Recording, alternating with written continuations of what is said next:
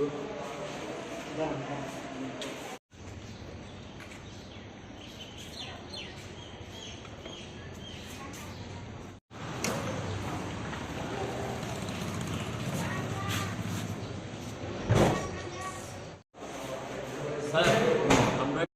যে রাজ্যে রেফারেল হাসপাতাল বলতে জিবি হাসপাতালই আমরা বুঝি।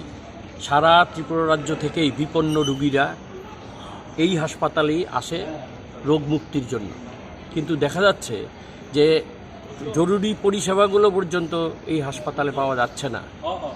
জল থেকে শুরু করে, পানীয় জল থেকে শুরু করে জরুরি বিভাগগুলো, এবং দেখা যায় হাসপাতালে রুগীরা প্রায় ঘন্টার পর ঘন্টা অপেক্ষা করে, ডাক্তার নেই, বিশেষজ্ঞ চিকিৎসকের দরকার। এই রকম 10টা দাবিকে সামনে রেখে আমরা আজকে মেডিকেল সুপারিনটেন্ডেন্টের কাছে আমাদের 10 দফা দাবি তুলে দিচ্ছি এসইউসিআই কমিউনিস্টের পক্ষ থেকে।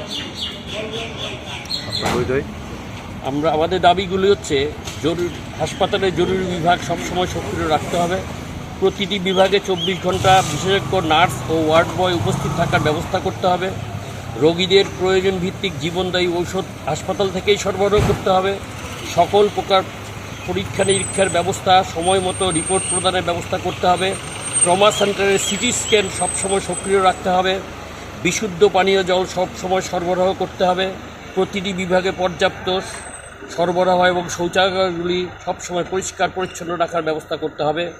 টিকিট প্রদানের কাউন্টারের সংখ্যা আরও বৃদ্ধি করতে হবে। রোগীর পরিজনদের বাইরে বসার জায়গায় লাইট, ফ্যানের ব্যবস্থা ও মশামুক্ত রাখতে হবে। পোস্টমর্টেম করার ক্ষেত্রে হয়রানি এবং তার জন্য অর্থ প্রদানের যে প্রচলন তা বন্ধ করতে হবে। এই 10 দফা দাবিগুলোকে সামনে রেখে আমরা এখন যাচ্ছি আমাদের মেডিকেল সুপারিনটেন্ডেন্টের কাছে। আমরা দাবিগুলো এই ডেপুটেশনটা দিয়ে বলবো যে আপনি অতি সত্বর এই জরুরি পরিষেবাগুলোকে আবার সচল করুন এবং জনসাধারণকে এই রোগ থেকে মুক্ত করুন।